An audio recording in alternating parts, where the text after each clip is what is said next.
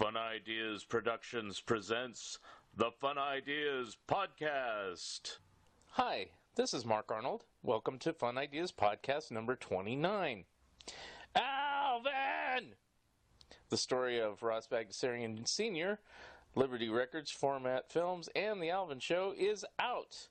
Order your hardback, paperback, or ebook copies today on Amazon or at bearmanormedia.com. Another reminder that I am scheduled to be on Stu's show live on April 22nd discussing this book, and I also appeared recently on Phil Hall's online movie show to discuss it as well.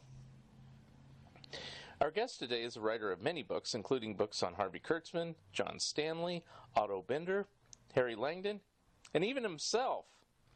He's here today to discuss his latest book called Jim Warren, Empire of Monsters. Here he is, Bill Schelly. On the phone today we have Bill Schelly, who has written a number of books, and his most recent book that's coming out soon is called Jim Warren, Empire of Monsters. How are you today? I'm good. Thanks for having me on your podcast, Mark. Thank you. Little background first. Just tell us who you are and how you got into comic book fandom and writing and things like that. Okay, well, let's see if I can sum that up real quick here. But really, I'm like so many people, I'm one of the baby boomers that grew up in the 60s who discovered comics at the dawn of the Marvel era, you know, the early issues of Fantastic Four, Spider-Man, the Avengers, and all those, and I've been a long-time fan. At the same time, I was also very involved in comic fandom, which was, of course, still exists, but it was the beginnings of a group of people that were getting in touch through fanzines and small Comic-Cons and so on in order to talk to people who cared about the hobby, because at that time it was a small hobby and not that many people were interested in superheroes or comics in general. And so when I got involved in that as a teenager, I immediately decided I wanted to publish a fanzine. Mm-hmm. And so at the age of 13, I was publishing a fanzine in 1965 called Superheroes Anonymous. Mm-hmm. Where that title came from, I have no idea. It makes no sense, really. And of course, at 13, what do you have to say? It's so funny, you know, when you think about it. But of course, many kids have their own little neighborhood newspapers and so on, and so it's a common thing for kids to kind of try to publish their own little thing, and I did, and that's how I kind of got deeper into fandom and comics throughout the 60s, and published a fanzine called Sense of Wonder, which became kind of a slick, professionally printed fan magazine in its later issues, and that ended when I graduated from college in 1973. Mm-hmm. And since then, I've, you know, been involved in the hobby. Started not really writing about it much, though, until I was about 40. Around 1990, I started really getting interested in writing something about comics or writing about fandom. And that was what got me started, and now I've gotten something like, I'm approaching 30 books. Wow. I didn't realize that, but yeah, go ahead. Well, you know, since 1995, when I published the Golden Age of Comic Fandom, which was the first, you know, and as far as I know still, the only attempt to tell the history of comic fandom from its beginnings. That was in 1995, and then up to today, you know, I've just been completely consumed with this idea of becoming, you know, a writer and writing about the hobby and writing biographies. So that's kind of the summary, bringing you up to what I do now. Okay. A few questions. Of course, it's a question and answer show. You mentioned two fanzines. Did you have those going concurrently, the Superheroes Anonymous and Sense of Wonder, at the same time? No. What it was that I would do a fanzine, and then as I was growing up and getting a little older, I would start to think, oh, that was kind of crummy, so I would change the title, but keep the numbering. Oh, okay. That way, it looked like I was publishing, numerous issues and create so I wasn't always going back to number one. Okay. And so I did Superheroes Anonymous, and then I changed the title to Incognito with number 3. And so I was always doing that. I was publishing one thing, and if it wasn't that, then when Sense of Wonder came along, I wasn't doing any of those others at that time. Oh, okay. So you pulled an EC Comics where you started off with Fat and Slat and International Comics, and then it evolved into something else or something. Right. Yeah. Okay, it ends up into Vault of Horror or something. Which would have, if you think about it, Bill Gaines' father must have been turning over in his grave over that, because he was all into the Tiny Tots and the animal comics and everything, and his son takes over, and before you know it, you have horror comics. Right. But anyway, I would change it as I went along, and I also contributed to a lot of other amateur, fanzines. So I was fairly well known back then at that time doing that. So you actually, I know you worked on the books, the Best of Alter Ego 1 and 2, but did you actually contribute back then? I didn't, and I was so envious of my best friend Marshall Lands, who had a cartoon in Alter Ego number 8, or maybe it was number 9. I think it was 8. Yeah. And it was 9 because it was a parody of the Black Hawk cover on number 8. But the point is, my best friend, who I always thought was a crummy artist, I can say that now because he passed away, so I'm not hurting his feelings. He's turning in his grave. But, the thing is, it's so funny because I was really a crummy artist too. But anyway, I was very envious. What he had done is he had written a letter of comment on Alter Ego number 8 and sent it to Roy Thomas. And in the letter, he had done a cartoon of Black Hawk jumping out of his plane and then going splat. And Roy thought that was cute, and he ran it in Alter Ego 9. And it worked really great. And but me, no. I never got to the Alter Ego level. Okay. I was usually in the more middle ranks, you'd say. And how was it fandom back then? I started collecting comics in the 70s, so you already had the Price Guide, the Overstreet, and, things were getting a little more professional. It was still kind of like a closet thing, but not the way it was before. I mean, how did you get your information back then? There's no Comics Journal or anything, so... Well, exactly, and that was one of the main things that brought comic fans together, was because they had so many questions. Like, imagine people trying to collect Adele 4-color comics, and so you'd have issues like when Little Lulu came out. The first issue was number 74, right? And then there'd be issue like 105, 110, 111, and then when they'd break out into their own comic book, they'd be number 1 again. Right. And this is the kind of stuff that just drove fans crazy. So when they came together, they started creating checklists, and they started creating and sharing them through the fanzines and just by correspondence and so on. Okay. And gradually the history coming together and writing the history of comics and discovering the history of comics became one of the major reasons why people came together. And so as far as finding information goes, most of what I did in the fanzines was do things like amateur comic strips and reviews of the latest Marvel comics, things like that. So there was no research involved. People who were really doing the research, and Alter Ego was one of them, and then, of course, there was the series All in Color for a Dime, right, that was published in Zero, the fanzine Zero, by Richard and Pat Lupoff. Were doing articles on Golden Age comics, and so you'd read those, or you'd look at cover reproductions that were in a few fanzines here and there, and so you could see what appeared on the covers.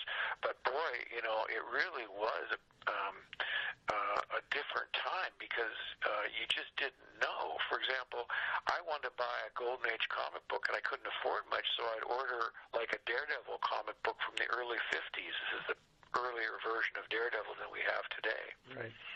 And Daredevil didn't appear in his own title after the 40s. His title was taken over by a group of kids, funny comics called the Little Wise Guys. Well, I had no way of knowing that. I just thought I was getting it for $3 or $2. I was getting an old Daredevil comic book. So I got it, and I went, oh, this isn't what I hoped for. And so, you just didn't have sources of information. Yeah. So everybody is, I even mentioned the ECs. Yeah, I know I've seen it before, an EC fandom. It's like, why does Weird Science start with number 12? Where are the other 11 issues? Things like that, or whatever. Yeah. Well, but one thing about the EC fandom, though, Mark, is that they did have a checklist. Yeah. That was the one area that did. Right. In 1957 and 1958, Fred von Bernowitz published the complete EC checklist, which he went to the offices of EC and got their help with. So pretty much all the EC questions were in that checklist, but other fans didn't even know that checklist existed. Right. Because that had been years before. Yeah. And it was tough to figure out these questions. Yeah. And then 4-color, when did they crack the code on 4-color, and finding out, there's like 1,300 plus issues, and, it was just like a tryout issue for a series. Yeah, that was a major challenge, and the people that took it on were Don and Maggie Thompson. Okay. And they, of course, Maggie Thompson, who's still with us, were the editors of a fanzine called Comic Art, which is a very important early fanzine, and they were particularly fans of a lot of the material that was in the Dell 4-color series, and some of the Disney titles, the Little Lulu comics, and others. And so they just had a whole project where they enlisted all of fandom to try to fill in this checklist, and they gradually did and published it. But it took until 1968. They wow. started. They started in the mid-'60s. It took about 3 years, and they finally did publish the complete 4-color index, and so you knew what was in each issue at least. It didn't have any credits or anything, right. But it had the subject. Yeah. Because, like I said, in the 70s, it was all established. They said there's a few missing issue numbers and stuff like that, but essentially, it was established by that point. So I just figured it always was. I don't know. Yeah, well, and in fact, Bob Overstreet in his prize guide, what he did was he gathered up the checklist from Don and Maggie. He gathered up the EC checklist. He gathered up checklists that were done by Jerry Bales of like All-Star Comics and early DC Comics. Yeah. And that's how he started building his price guide. Yeah. And that was 1970. And he must have, I don't know who it was, he might know, is, Classics Illustrated kind of made heads and tails out of that with all the reprints and everything. Oh, that was a nightmare. but then Classics Illustrated wasn't generally that popular in fandom because, although there were some good artists who did some of them, even Jack Kirby did one or two. I think maybe it was just one, but others, Reed Crandall and others. Yeah.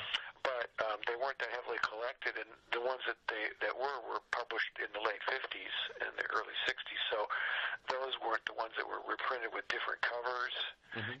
They changed their cover format from a drawing to a painting around 1950, and so anyway. So that fandom was a period of discovery, and it was a very exciting time because you were meeting people who were often, I would say, generally speaking, a lot of the fans were more of above average intelligence. Many of them were very creative and did their own comics and drawings. And you were collecting the fanzines as well as the comic books that were coming out from DC, Marvel, and so on. And it was a good time to be a comic fan. Now, the same time you started collecting, and this will tie into your current book, Warren Publications kind of picked up where EC left off, and also, in tying in with the fandom, Forrest J. Ackerman, the editor of Famous Monsters, was heavily into fandom long before any of us. Yeah, that's right. So, I guess, to tie into the book and everything like that, obviously you have an interest in it, but how did you discover information for your book? Did you interview Jim Warren or even Forrest Ackerman in the past or anything like that? And just tell me the origins of the Jim Warren book you have. Okay. Well, of course, first, obviously, the main thing is that I won't spend 2 or 3 years working on a book project unless I'm really interested. Yeah. And in my case, I grew up not only collecting comics, but I also grew up watching horror movies on TV, like on Saturday Night Chiller Theater, and reading creepy and eerie the Warren magazines and Famous Monsters of Filmland. So that was part of my background, and I was interested in finding out more about it. Now, when I wrote my Harvey Kurtzman biography, Harvey Kurtzman is the man who created Mad. Harvey Kurtzman worked for James Warren and did a magazine called Help. Right. And that was and so when I was researching Kurtzman, I ended up interviewing Jim Warren about Help and working with Harvey Kurtzman. And we had a great time. He has a bit of a hard time talking on the phone because of his hearing loss. He had his hearing damaged when he was in the military in the early 50s, and so it's deteriorated over the years. And so we did have a good conversation over the phone, but it wasn't easy for him, I don't think. Right.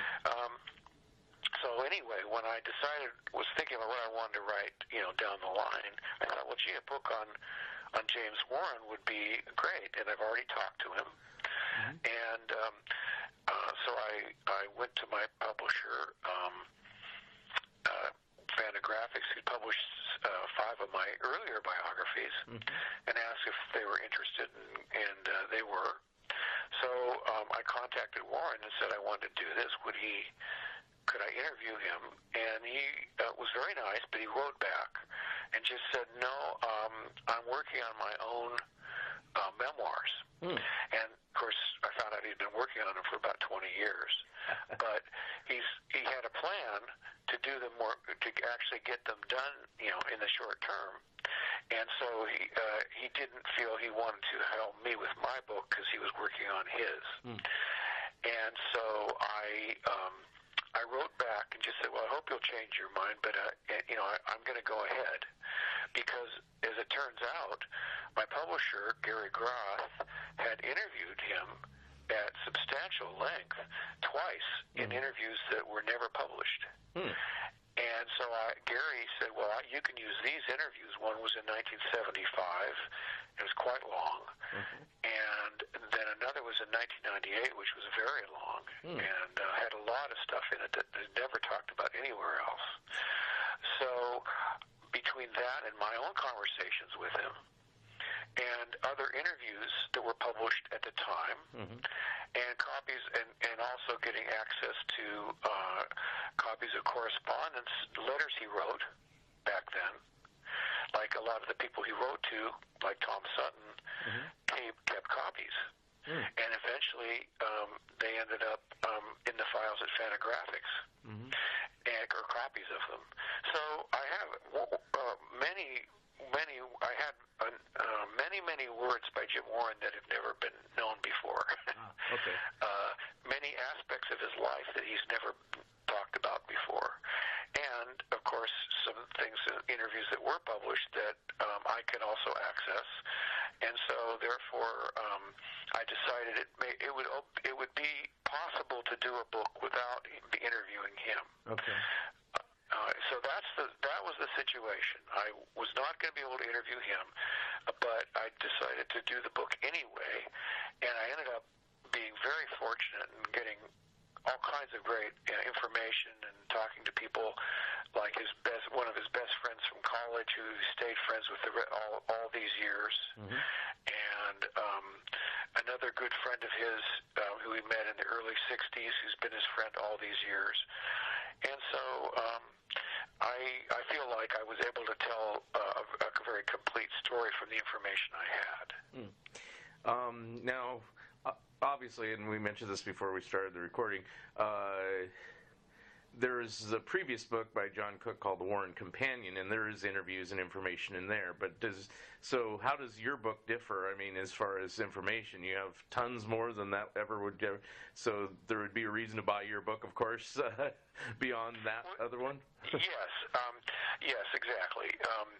The Warren Companion, the way it differs is the Warren Companion is in interview form, and it is all approved and edited by Jim Warren.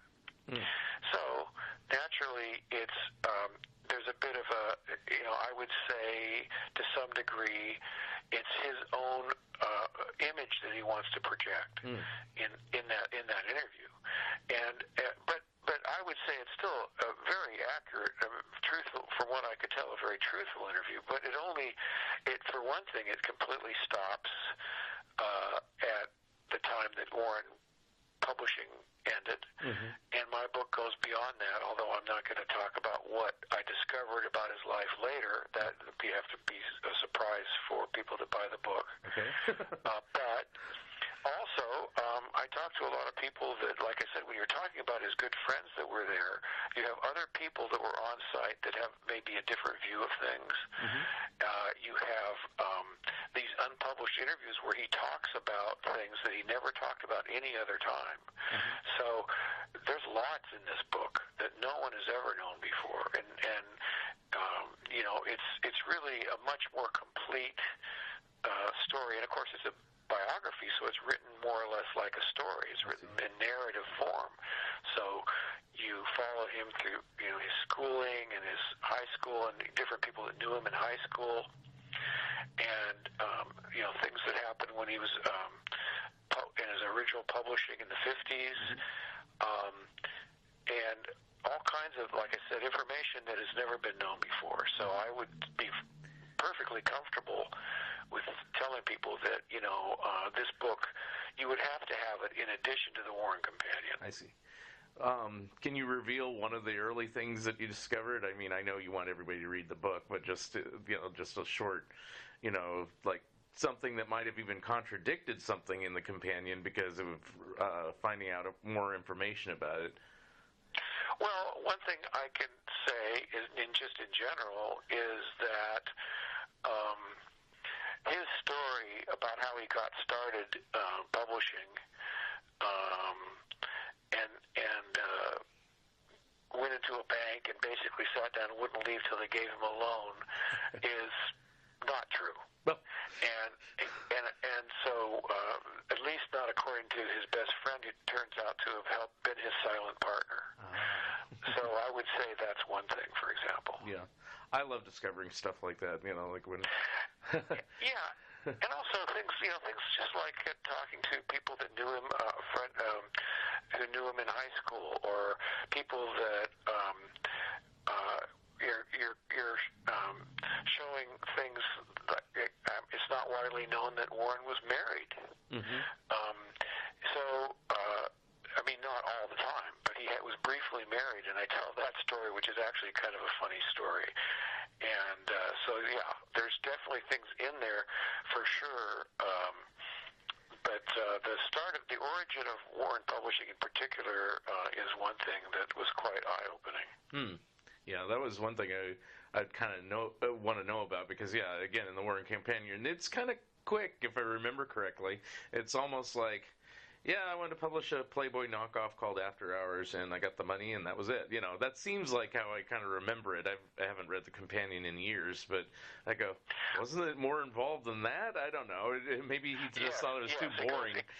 It goes into more depth. It goes into who was the distributor, how he financed After Hours, who his partners were, and how he was able to get a magazine going when he didn't have a dime in his pocket. And the whole story about him later being arrested and what was really behind that. So, it was maybe painted in broad strokes, but there are also, and into much more depth about that and really explains what happened. And then there are other things that, I have in the book that just, have never been talked about anywhere before. Yeah.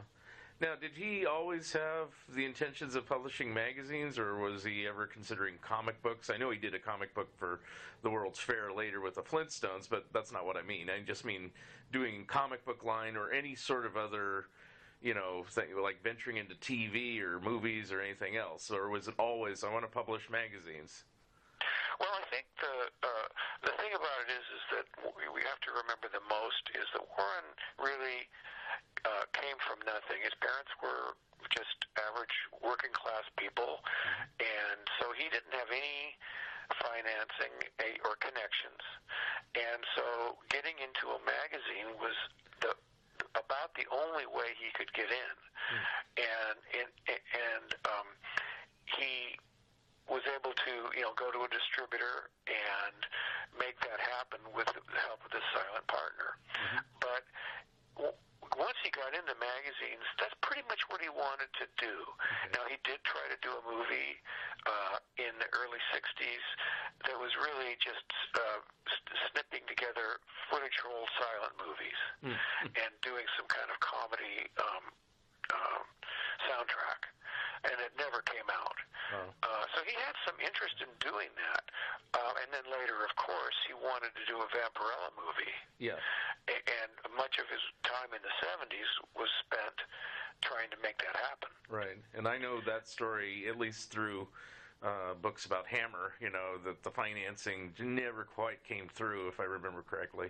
Well, yeah, and there are other issues, the casting, the script, Warren's own personal demands, and his participation in the project, because, he wasn't about to let that just say, okay, well, sign on the line and then give me my money and that's it. He was going to be involved in the production of it. He was going to be involved in, and so, Warren was a kind of a, I guess you'd call him, kind of a control freak.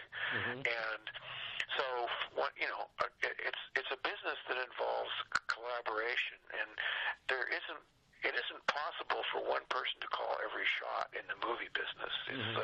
It's a group effort, and even a director is heavily relying on the producers and the casting people and all that kind of thing. But Warren really, would have wanted to try to control it all. Yeah. And I think that was a big part of it, and I talk about that to some degree in the book as well. But yeah, he was interested in that, and he always talked about, at various times, he would talk about getting into comics. And his nemesis was Stan Lee, and he just hated Stan.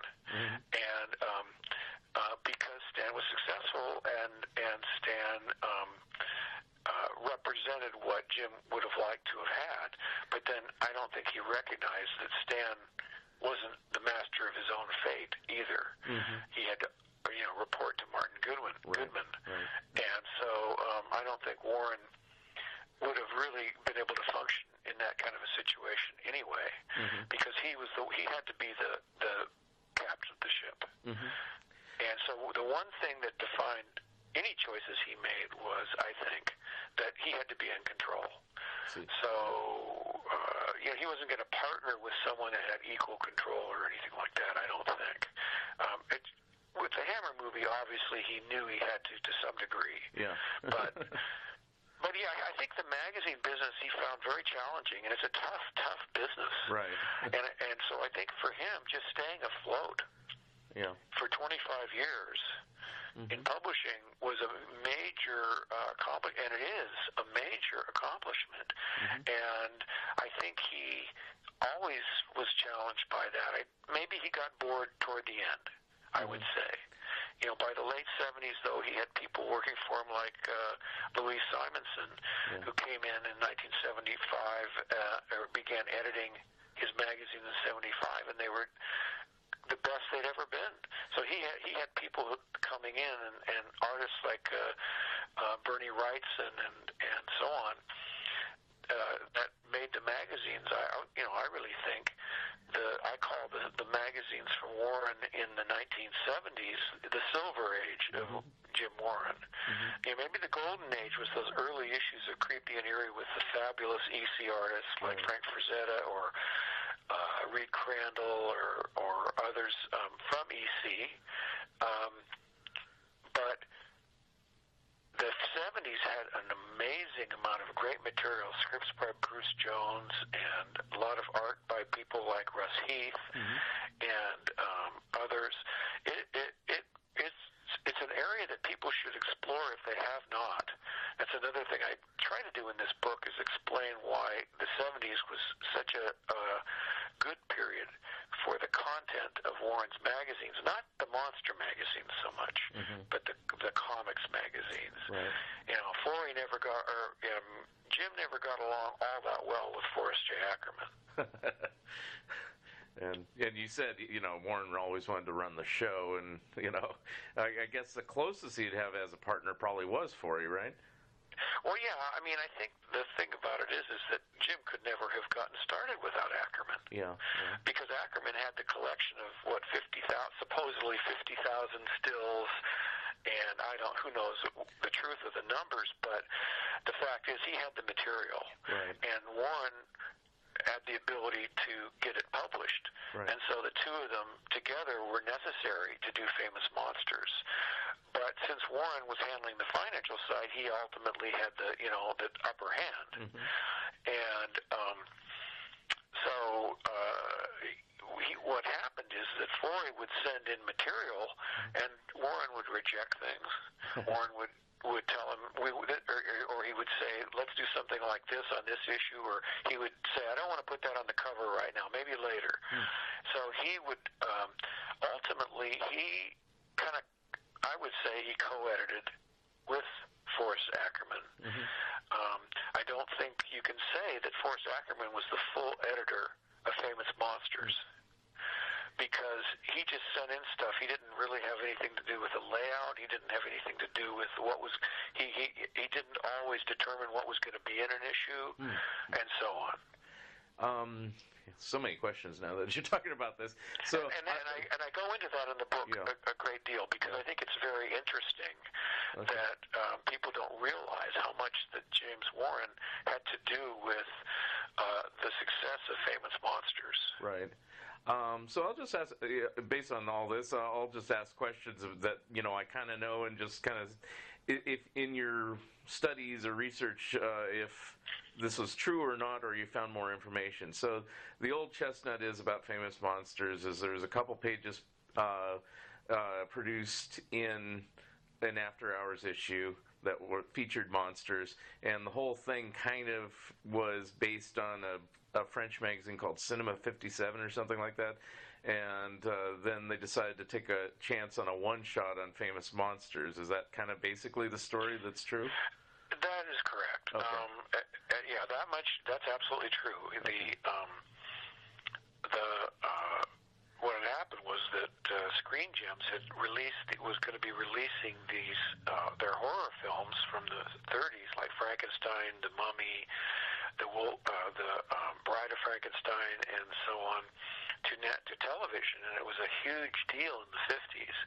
And Warren regularly read Variety and magazines like that because he was interested in show business, and he read about this, and he realized that there was going to be that there could be a market for a magazine that would tie in with this. And at that time, Forey Ackerman happened to be in New York, and they got together commiserating over the end of After Hours, because Forey Ackerman wrote for After Hours, not a lot, but some. Yeah.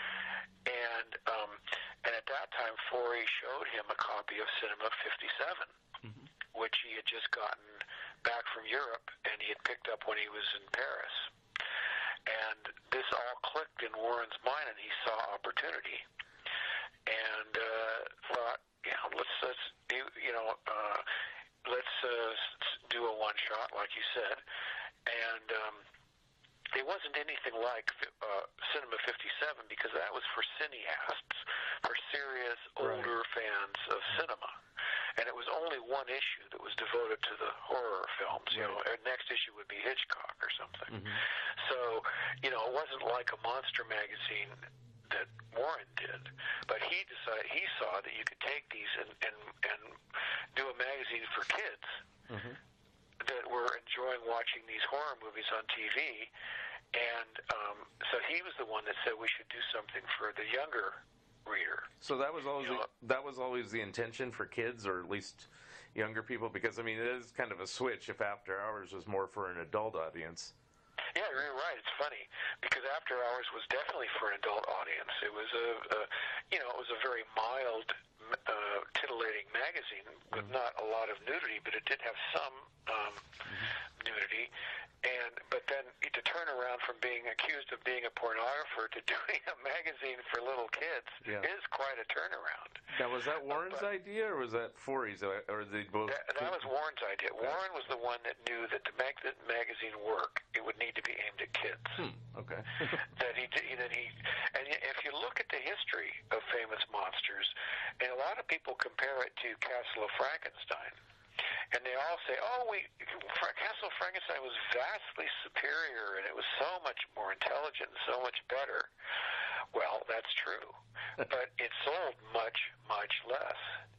And the fact of the matter is that Castle of Frankenstein came out a couple times a year, and it sold, a fraction of what Famous Monsters did. So from a commercial standpoint, Warren was much more in tune with the demand that was out there in the marketplace. So did he really know that, or is it just kind of dumb luck that they happened? I think he was, it was a hunch. It was he knew that the kids were watching Chiller Theater. True. They would talk about the demographic. I suppose there was information available in marketing magazines on the demographic. And I think also, he just knew instinctively that adults would think a lot of that stuff was silly, but kids love monsters. And he had a whole theory, which I talk about why kids love monsters, because Frankenstein was born into a world he never made. Frankenstein never asked to be born, and suddenly people are telling him what to do. And just like kids never asked to be born, and suddenly they have parents telling them to turn off the light, go to bed, da-da-da. And so he thought that kids identified with monsters in some way. So in his mind, he put that together. I think he put it together in a way that no one else might have, because now there were people that jumped on the bandwagon fairly quickly, but he was first with what he did. There were other magazines that had some content, but essentially he was the first that came up with the idea for a monster magazine, and he was right about who would buy it. But obviously, when you're a kid, you grow up to a certain point, and then you want something more intelligent. And so then those kids a lot of them would jump off and get Castle of Frankenstein, or they would outgrow monsters entirely. It was the kids loved it, and when they would when Forey would argue with him, and Warren would say, "Okay, do some more intelligent stuff," maybe those issues went down in sales. Interesting. Now, did they attempt anything else between Famous Monsters and Creepy? Because I know it was like 6 or 7 years before Creepy came along. Or even stillborn things like ideas they had. I guess they did have Spaceman and a couple other. There definitely were other things. Yeah. For one thing, that Help magazine that I told you about, the satire magazine, that ran from 1960 to 1965. Okay, I wasn't thinking about that. And there's I think there's 26 issues or something like that. Right. It wasn't ultimately a big hit, but it was there, and then they did Spaceman, like you said, and that was an attempt to do a magazine about movie fantasy and science fiction. It wasn't about the space race. Yeah. It was about outer space in movies. Right. And so and when that didn't succeed, they did something called Screen Thrills Illustrated, which was about was about taking old stills and movies, doing things on movies, like the movie serials, the old serials, Tarzan movies, westerns, and just a general catch-all, sort of apart from the monster movies, but the other kind of old movies that people were nostalgic about, and they tried to make a go of that. And there's something like 10 to 12 issues of Screen Thrills Illustrated. It didn't do that well. Yeah, that was my next question. I mean, did all these do well or anything like that? I mean, there's a Westerns one too, I remember, but it's like they only seemed to last a handful of issues, whereas Famous Monsters kept going. Was there a secret to why Famous Monsters worked, or is it just the monsters, or is it writing, or both? Or well, that's something that's open for discussion. I have a theory about that. Okay. And it's true that none of his other magazines were successful enough to continue, and except for the monster magazines. And I believe it's because the Comics Code had taken any possibility of horror out of the comic book field, and movies were pretty tame in those years, and there was no way that kids could get horror except through Famous Monsters and shock theater. So it was filling a market niche that wasn't being served by the publishing industry for kids. And because, like I said, there couldn't be a horror comic with the Comics Code. And in fact, really, the Warren Publishing with Creepy and Eerie and Vampirella were the thing that kind of bridged the gap in comics history from the coming of the Comics Code until the start of the direct market, because they lasted from the 50s to the 80s. And so if you wanted something that was semi-intelligent, they were adapting Edgar Allan Poe, they were adapting Ambrose Bierce, they were adapting other writers, Bram Stoker, and it wasn't exactly what you'd call high literary material, unless you want to include Poe. But I mentioned Poe because he is taken seriously in the literary world. But these were comics that were read by older readers than were reading, an older demographic, and they were more adult-oriented. There could be nudity. They're minimal, but still some. The language was never too strong, but you could have a damn or a hell, and I don't think you could do that in comic books at the time. No. And they could deal with adult subjects. So until the underground comics came along, especially, there was nothing that anybody who wasn't a kid or nostalgic or a real fan of hardcore fan of comic books, there wasn't something in the comic book form for them.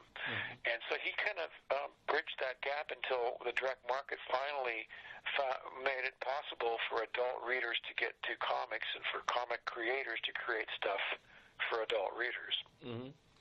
Now, when Creepy came along, which was 1964, I think, didn't he do some tryouts of comic book stories or horror stories in Famous Monsters just to see if it would work? Is that what it was?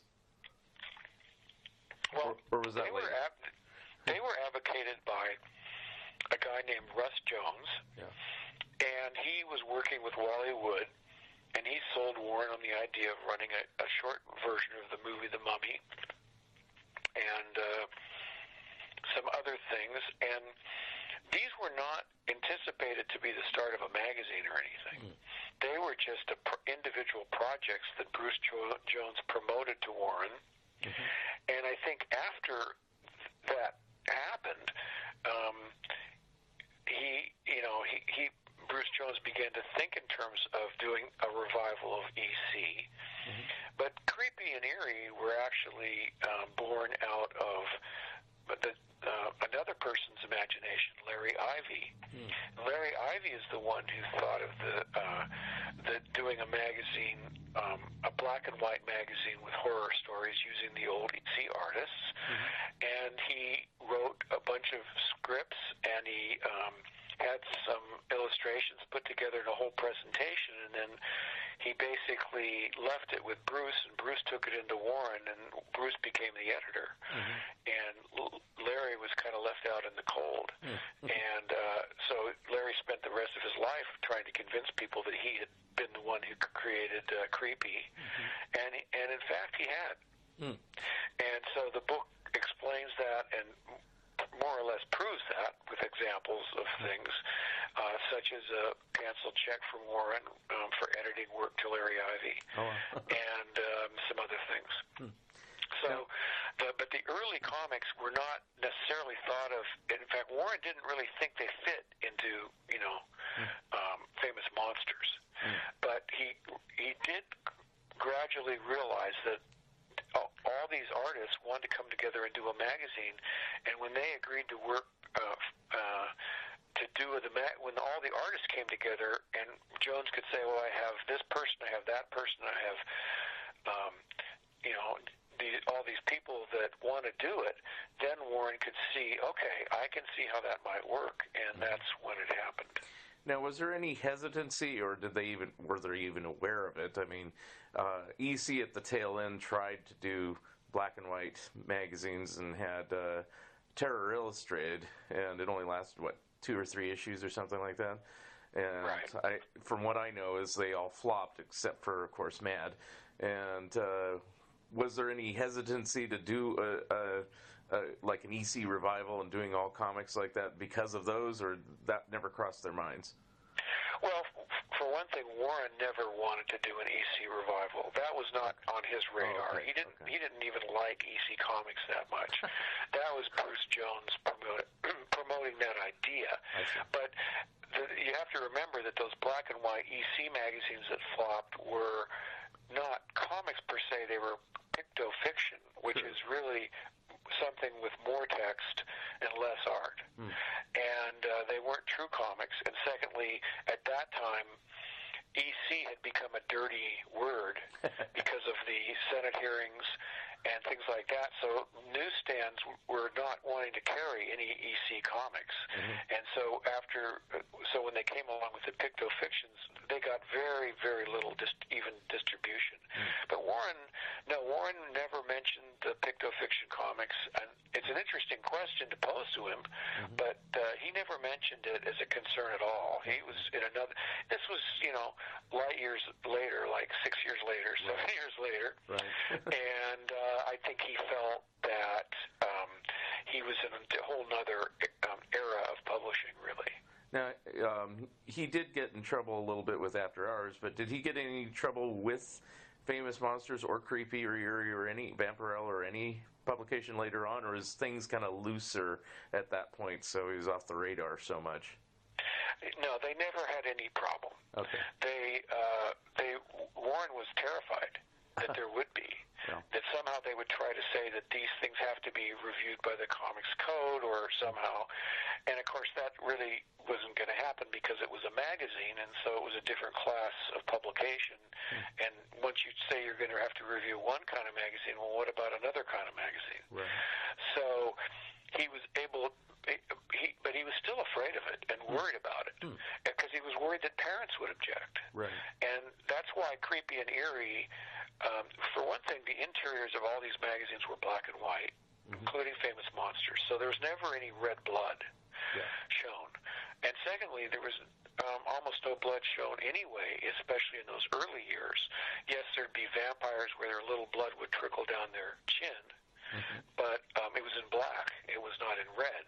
And according to Archie Goodwin, he stated on the record that they never had a problem. Okay.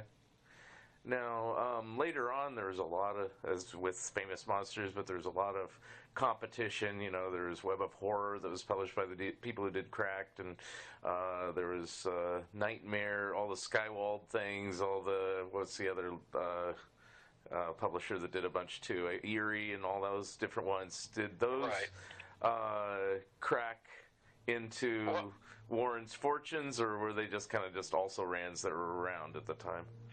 Well, remember also there were, of course, I don't know if I may have missed you mentioning that Marvel Oh yeah, Marvel did later on too. Marvel also did a lot of black and white magazines with horror and type titles. Yeah.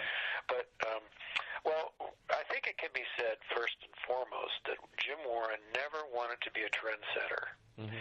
He hated magazines that imitated him with a passion, and he never he always felt that they were taking money out of his pocket. But the truth is, his magazines never suffered. The sales of his magazines were consistent, and they were coming out.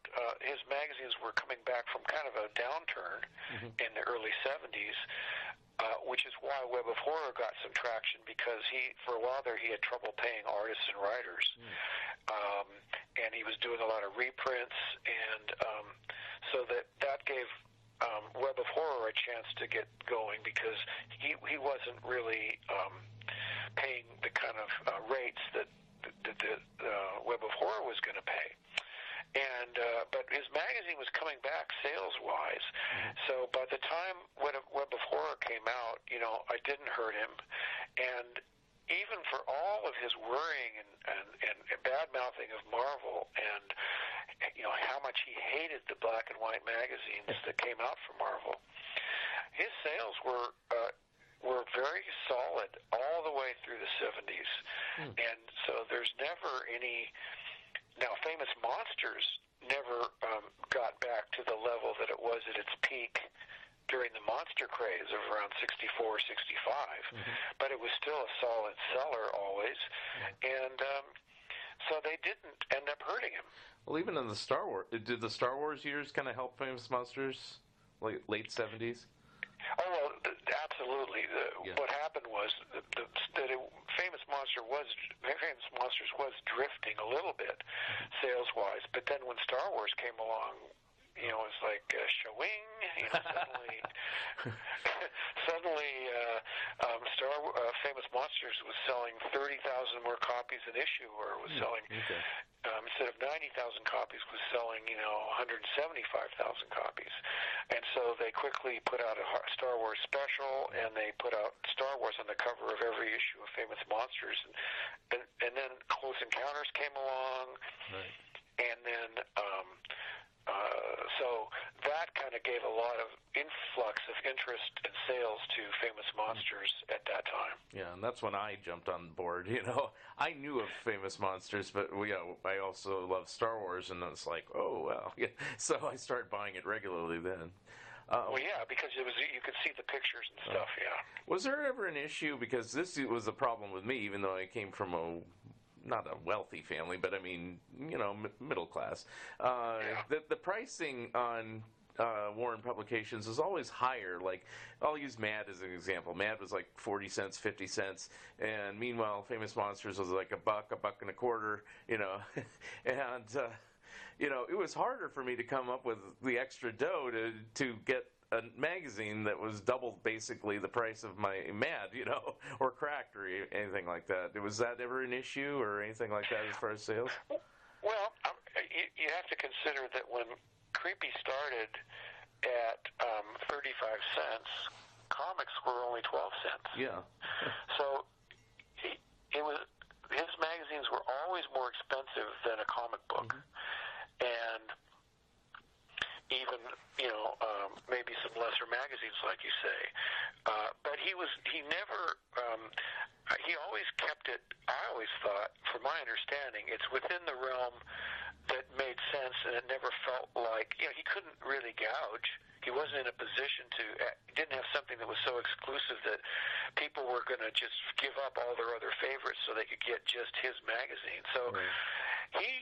His prices gradually went up, but then there was inflation in the 70s, and so I don't think it was ever a problem. I know people would grouse and gnash their teeth, and nobody likes to see a comic go when comics went from 12 cents to 15 cents, and then they jumped from 15 straight to 20. I thought the world was ending, and but people seem to be okay with the pricing. Okay. And then another question that came along, just sort of thinking, we talked about Harvey Kurtzman and Help. After Help ended in '65, was there ever any consideration to do another humor magazine. I do put this in my Cracked book that Warren mentioned briefly. He was considering toying with the idea of purchasing Cracked, but it never happened.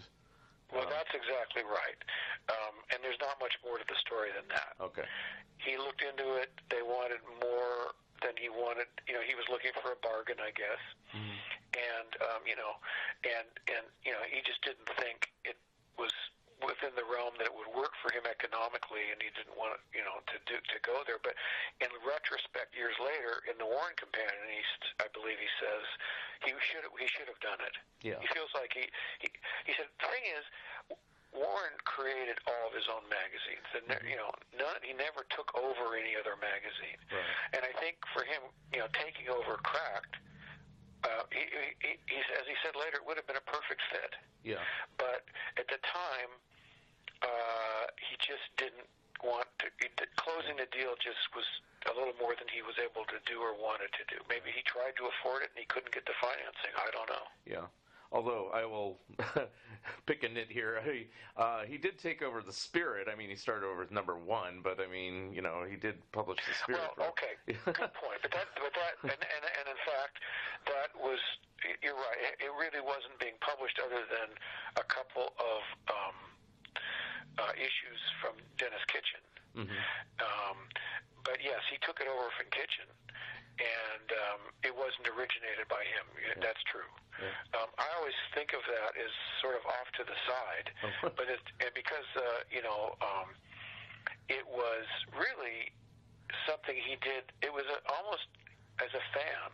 He was just such a fan of the Spirit that the fact that we could work with Will Eisner was just meant so much to him that he would do anything to keep Eisner happy. So he just basically and Eisner was a realist. He wasn't asking for the moon. I don't know if I have I don't think the exact details of their contract are in there, but these stories had already been drawn. Yeah. And there wasn't, so, it was all just a matter of taking the photocopies, photostats, and, maybe fixing up the splash pages a little so they fit better into a magazine. And actually, they look beautiful. The Spirit magazine, the Spirit has never looked. I mean, they're in black and white, except for like one story an issue. Yeah. But they looks just fantastic. I can't tell you. There's really something, as if you're a fan of the Spirit and Eisner, getting that magazine, you were getting something that was really good, I think. Now, what was the story on that? I mean, it's like, as far as sales, did it just not sell very well, and that's why it went back to kitchen sink, or? Yeah, I mean, I think what happened was that, Warren wanted it so bad, he just said he thought he could get it to sell basically what his other magazines were selling, like whatever it was, 90,000, 100,000. And it did it first. Yeah. But it drifted. And finally it got to a point where, it just wasn't, he couldn't just take loss after loss. And so Eisner went back to Kitchen Sink, and Kitchen Sink continued it for a number of issues, and it worked just fine through the direct market and so on. But it didn't work for Warren, and but those 16 issues, I think there's 16 Warren issues, are just wonderful. Yes. Now, you mentioned casually that Warren kind of lost interest later on, like in the late 70s and early 80s, but from what I found out on the Warren Companion, is he also got sick during those years. Is that correct, or no?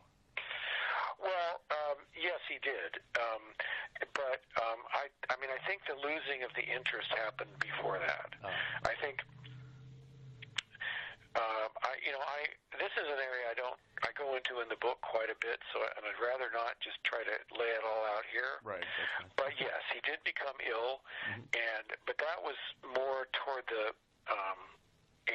toward 1980, 81, and that period.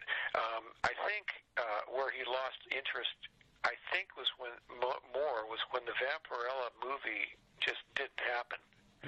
I think that really sort of took the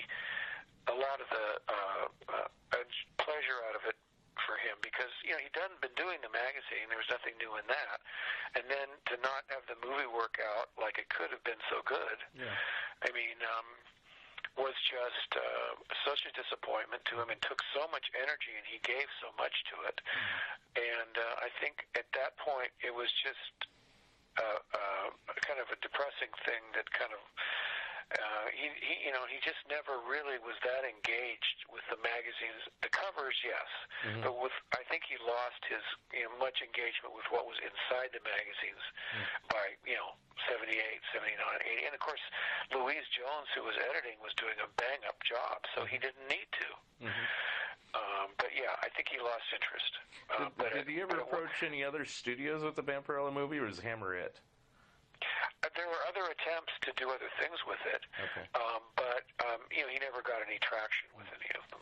Or how about, did he try any other movies? I know you mentioned, and I'll briefly say it again. You said he did a thing in the early '60s, which sounds vaguely like Jay Ward's Fractured Flickers. Where he's essentially, it's very much like that. Is that what ended that?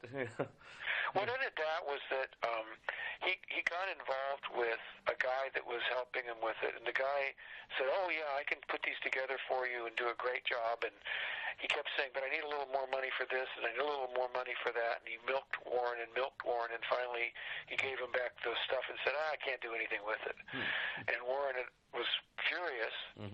And he'd spent this money, and he just put the stuff away for the time being. I'll get back to it later, and he never did. And so finally, he sold what he had to another guy years later, a friend of his, for $1,000. Just like, I don't know what it was. It must have been reels of film. And that guy never did anything with him either.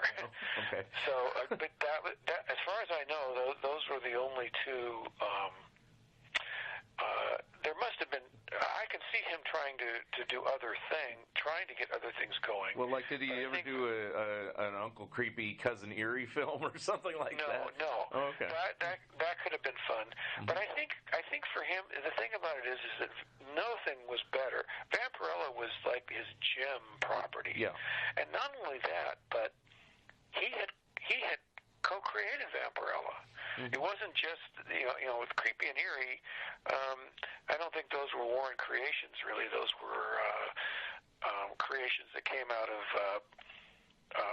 the people that were working on the magazines more so. Right. Whereas Vampirella, he designed the costume. He had told Frazetta that he wanted her to be a brunette, not a blonde. I mean, he didn't, and he's the one that had the idea of how her collar would work and the boots and everything. So he felt, and then when you think about it, really, here's this very attractive woman, sexy, based kind of like on a Barbarella thing. He had nothing. That was just such a commercial idea. That it could have if that wasn't going to work, what did he have that was going to work better? Right.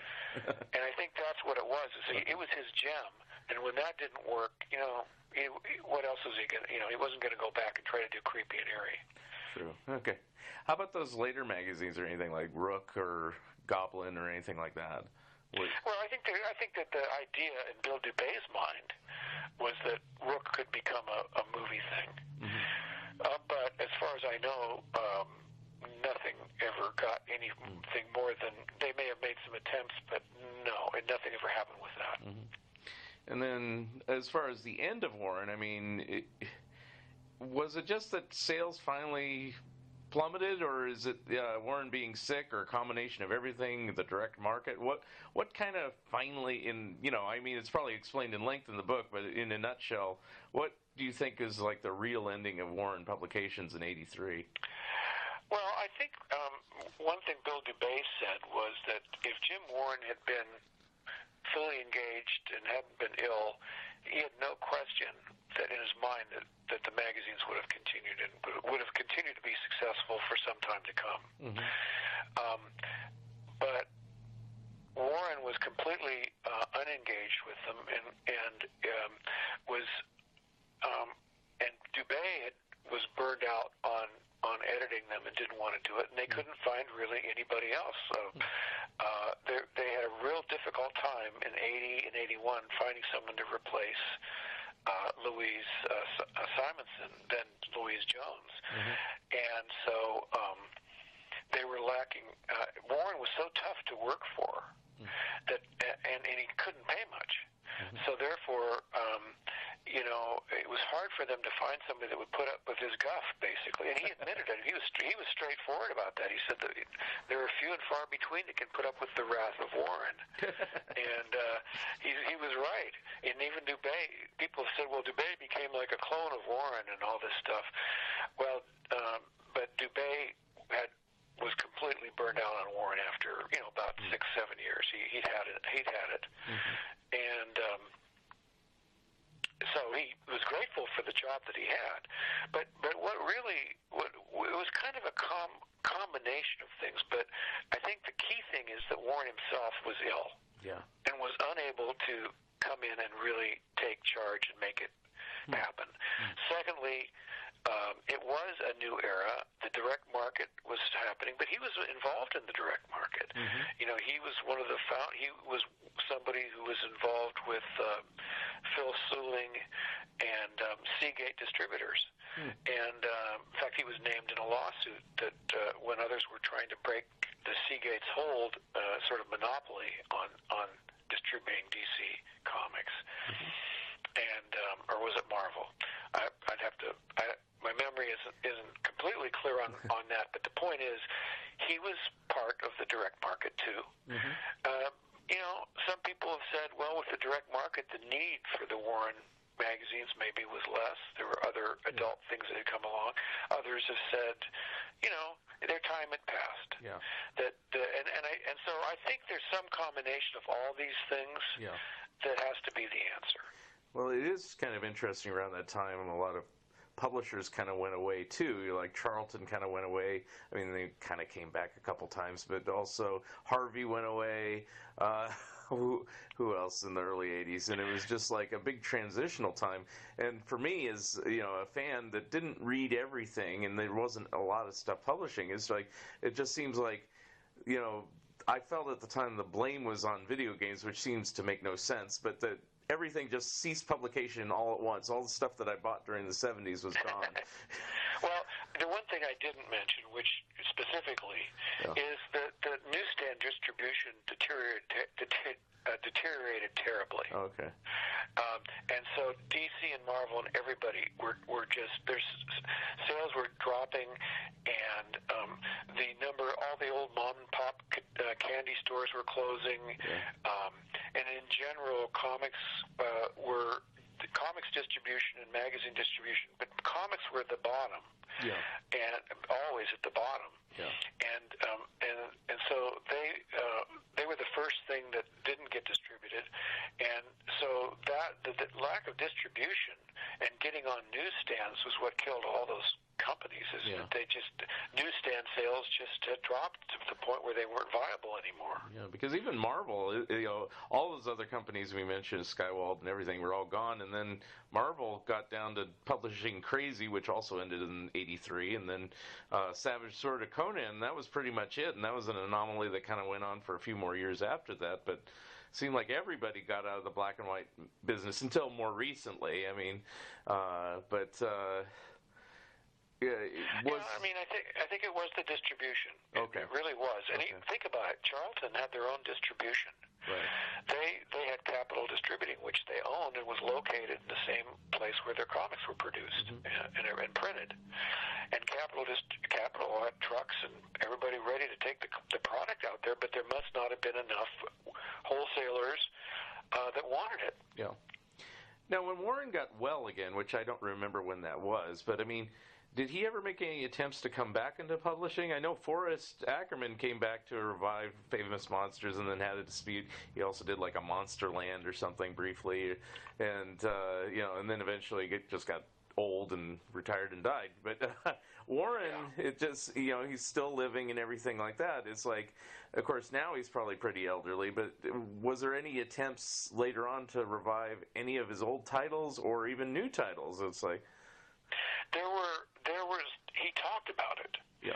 And when he got in the 90s, when his health had been restored, and he was fighting to regain control of Vampirella and Creepy and Eerie, and he eventually did get back Creepy and Eerie, but not Vampirella. He talked about publishing comics. He talked about doing this and that, and I think the world had changed. And I think his mastery of the world, I think he looked around and realized he just wasn't on top of all the factors that were involved anymore. And the work involved was, there's a lot of work to do that kind of thing, and I don't think he was only 65 at the time, but, we say only 65. 65, you're going to want to take on. Of course, then again, people that want to run for president when they're 70, I think they're crazy. Yeah. But, just because of age. Yeah. Who's going to take on something, the hardest job in the world when you're, 70? But anyway, he never did anything concrete with it. He eventually sold the rights to Creepy and Eerie as lock, stock, and barrel to some other guys, and then they started publishing again. Okay. And so I talk about that in the book, and how that happened, and all that. But no, he never. He made noises about it, but if he made any concrete moves to practically make it happen, they were behind the scenes. So he actually sold Creepy and Eerie to Harris, or because I kind of thought it was kind of taken from him, and he had to kind of fight for it. Is that true? Well, it was kind of taken from him, but he got it back, and then he sold it to other guys. The people that own it now are not Harris Publishing. Right. But I meant originally, yeah. Yeah, I think Dynamite now owns Vampirella, but Creepy and Eerie are owned by another company, and which my name is not coming to mind, but I have a photograph of him the day he signed the deal with them, posing with one of the guys. Yeah. And then they made the deal with Dark Horse to reprint all those Creepy and Eerie issues in the deluxe editions. Right. And they were the guys that owned the rights to those titles by then. Now, why was Vampirella its own thing? Was it just fluke, or?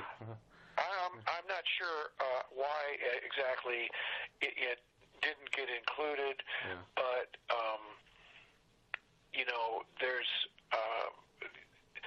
there's a huge story involving a very involved legal thing that went on for years. Yeah. And I did not choose to try to tell that whole complicated story. Right. For me, the story was about the man, Jim Warren. Right. And the fact that these lawsuits occurred, and the basic general basis of them was there, but I don't go into the finer points, because you could write a whole book about that, or you could even spend, when you think about it, you're reading a book, and then you're going to spend the last two chapters of the book going into, it just was more detailed than I felt was warranted for this book. I mean, people who have read my Harvey Kurtzman book know that it was 642 pages long. Right. Very thorough. It's a book, and it's a workout program. Yeah. And but I loved it, incidentally. I'll let you know that. That was, if I had written a book, I don't know if you're familiar with all my books, but it's like one of mine. It's like the 700-page tome that just tells everything, which, Oh, well, yeah, I'm proud of it, immensely proud of it. Yeah. And, won an Eisner Award and all that. Yeah. But this book, that was 642 pages, and how many people want to read 642 pages about anybody? Right. And it sold well. Yeah. But this one is 350 pages. Okay. So it's about, I won't say it's half as long, but the text is about half as long. Yeah. A little more than that, but it's a impressive book. I've got an advanced copy here, and of course it should be out shortly. But it's an impressive book, but it's only 350 pages, and because I just felt like the problem with the Kurtzman book was, I wouldn't want it any different, but it was long. Yes. And it wouldn't, and for Jim Warren, I don't think you need a book that long. Right. Well, he didn't diversify. I mean, Kurtzman did diversify quite a bit, and there is lengthy stories that are interesting about Mad and Trump and Humbug and Help and any of the other projects. I mean, Warren's is kind of self-contained in Warren Publications, it seems like. Well, exactly. Yeah. Harvey Kurtzman had many different stages to his career that are fascinating, and Warren, there's different phases of Warren Publishing, but it's still all Warren Publishing. Yeah. And so it didn't lend it, and also he's the publisher. Now, he was a creative guy. You know, he did logos for the magazines and different things, but you know, it's a different story. It's a story of an entrepreneur, a man who dreamed big, and who ended up with it crashing and burning, unfortunately, at the end of his career. And he survived, and he's still with us today. Yeah. So he, you know, and I'm sure he has no regrets or would do it any differently. But it is not the kind of story that Harvey Kurtzman had. It's a more contained story, like you said. And then, along with Vampirella, you said that it would be its own book into itself. Then there's the famous monsters story. Like, when I was a kid, I always thought creepy, eerie, Vampirella, famous monsters, one big happy family of 4 titles, and occasionally there was a 5th one. But Famous Monsters went on its own crazy journey, and there is a whole book about that too. You know, where rights were sold and everything. Why was all this craziness with all these titles? And was people just assuming things and they just took it over, and then they said, nope, that's not yours? Well, a lot of people you'll find in publishing, they'll hire some attorney that looks into something to see if it's in public domain or if they can use it. And if that attorney says they can and they go forward, well, a lot of attorneys don't know what they're talking about. And a lot of people start things. Some people just don't even consult an attorney. They just think, oh, that was so many years ago, I'll just use this until somebody sues me. And if somebody sues me, then I'll worry about that then. Yeah. There's been all kinds of cases that have happened. In the 60s, there was a publisher that came up with a new Captain Marvel. Right. That was terrible. But he thought the name Captain Marvel was in public domain, and he could use it, and he was wrong, and he got shut down. So, that I think what happened was there were people that along the way that felt that they were justified, that they could do it. No one else was doing it, or it was in public domain, or they made an arrangement with Forey or whatever, and it just was. Eventually, it ended up getting onto a more or less what you would call an authorized track, and there are later issues of Famous Monsters that are not, that are legal and all that, and that are probably very good. I talk a little bit about that, but not too much because it didn't have anything to do with Warren. A whole book could be done. You're right. On the monster magazines, and actually there probably has been, but there is a book on Famous Monsters that Forey did, 1 or 2 of them. And there is a book about Forey. There is a book that was done by, I believe, Ray Ferry, the other guy, about his things, and so there is books out there for people who want to research it further. So. But I just tried to put in everything I could find out and every unknown fact that I could find, and try to get to know him as a person, who he was, what motivated him, and the thing that I find I just ultimately respect so much about him is he was his own original person. He didn't. He wasn't like anybody else. He just basically said, I'm going to be the way I am, and the world has pretty much got to adjust to me. And he was quite a character, and many people in his life loved him. He was not a monster, I never wanted to call the book, James Warren, Famous Monster or something. He wasn't a monster, and he isn't a monster. Yeah, Empire of Monsters is a good title. I like that. That's funny because I thought of it in the car as I was walking into my publisher, and I wrote it down, and I came in, and we're talking about titles, and he said, well, what do you think of Empire of Monsters? And I said, you're kidding. We had the same idea on the same day. Wow. He said that he had an empire, and it was mostly just monsters, wasn't it? And I said, yeah, Empire of Monsters. Yeah. So that's how it came about. And I know you said Warren said he was working on his own book and turned you down, but has he seen your book, or did you ever send him copies or anything of the manuscript, or you just left him completely out? So if he sees it now, he just sees it now. Yeah, no, he'll see it now, and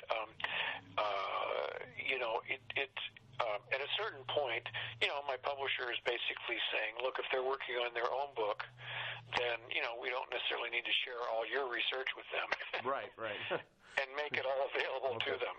Yeah. So this will be the first time anybody else has seen it, and I'm very excited to hear what the reaction is. I hope people like it.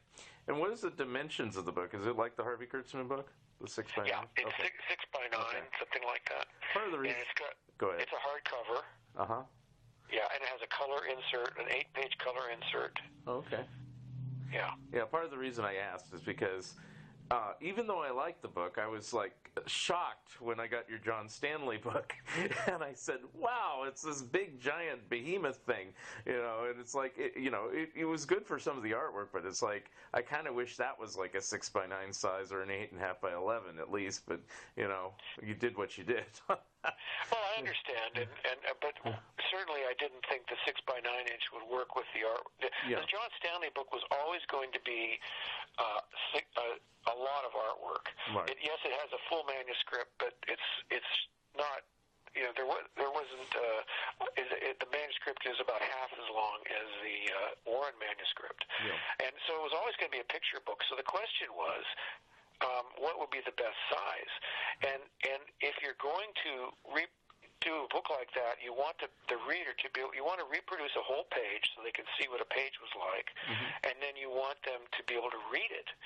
So if you're going to just put it on a 6 by 9 book, think of how limited that is. Whereas if you have a book where you can put 2 pages side by side and you can still read them on one side of the, so you could have 4 across, true, and they're still readable, then you can get in so much more. And so the decision to make the book that big came out of the desire to be able to run more of the artwork. We were able to run so much more that way. The 6 by 9 book isn't ideal for artwork at all. Okay, so 8.5 by 11 is okay, but then again, even there you can't run. You'd end up with all these pages where you have the column text coming down the side of a page, and you couldn't really do 4 across. Okay. So I take it the Warren book doesn't reproduce a lot of artwork. It's more photos and things like that? Well, again, with Stanley, I wanted people to read it so that you could kind of get the feeling for these sequences. Yeah. And with the Warren companion, it's more about looking at the artwork than being able to read the pages. Right, I see. Okay. And we're kind of nearing the end, but I think we've covered just about everything. And it's I wanted to ask a couple questions about your other books. I was just kind of looking through. You did an Otto Binder book, you did a Joe Kubert book, but the one that kind of impressed me, that kind of came out of left field, and I do want to ask you this before we go, is a Harry Langdon book. What prompted that? Because it seems kind of out of left field compared to all the other books you've done. Well, probably people that are listening to that listening to this are going, Harry who? Yes. Because Harry Langdon is not exactly a household name. Yeah. But the reason I did that was because back in, that's the first book I ever wrote back in 1982. And I was a film fan, and there was a film showing of a lot of archival silent comedy, and he was one of the great 4 silent comedians. And so I became interested, and I found that there was no book on Harry Langdon. There were books on Buster Keaton and Charlie Chaplin, so I decided, maybe I should write a book on Harry Langdon. And so that's what I did, and it came out in 1982, and it was published by an educational publisher, and this is before the internet and so on. And so much later I realized, gee, I just could have done such a better job if I had the resources I have now. Mm-hmm. And, I can get doors to open now because I've had so much published. Right. And so I decided to go back and improve it and write it, make it the book that I had wanted to write, but I just couldn't do back in the days before internet. Yeah. And so that's what happened. So it was reissued by McFarland, Mm-hmm. and I'm very happy that happened. And so it's one of those 7 biographies I've written. Well, is that one the part of the issue of reissue? The reason to reissue is also in 1982. I mean, who had access to the films? I mean, home video was just kind of starting out. So how did you see all the films? Well, that's a good point. And actually, the thing about it is, though, is that at that time there were lots of people that were still alive who, when they were kids, watched Harry Langdon and knew Harry Langdon, mm-hmm. because he was a pretty big star in his day. Mm-hmm. And so it was like, I don't know if you could compare him to Pee Wee Herman or somebody, but he was a little bit better than Pee Wee Herman, I would say.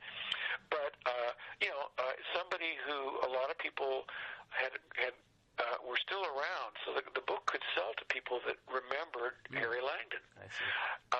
True, the movies you couldn't see, but they remembered him. So it sold, like 1,000 copies. A small number, but it was an educational publisher. And, but yes, now you can get all of Langdon's great 5 features on DVD. There's a DVD that has all the Senate shorts on it. In fact, it has a documentary that I'm in. And the collection of the Max Sennett comedy shorts that Harry Langdon did, there's 25 of them roughly, is called Harry Langdon Lost and Found. It's out of print, but I'm sure you could, go to eBay or somewhere. But the features are available, and so yeah, nowadays, and so the book sold, much better.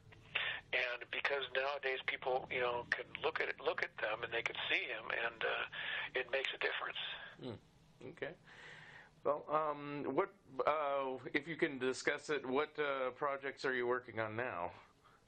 Well, the thing I'm working on now is I'm doing another book in the American Comic Book Chronicles series. Oh yeah. I did the 50s. And this is from Tomorrow's Publishing, as you know. Yes.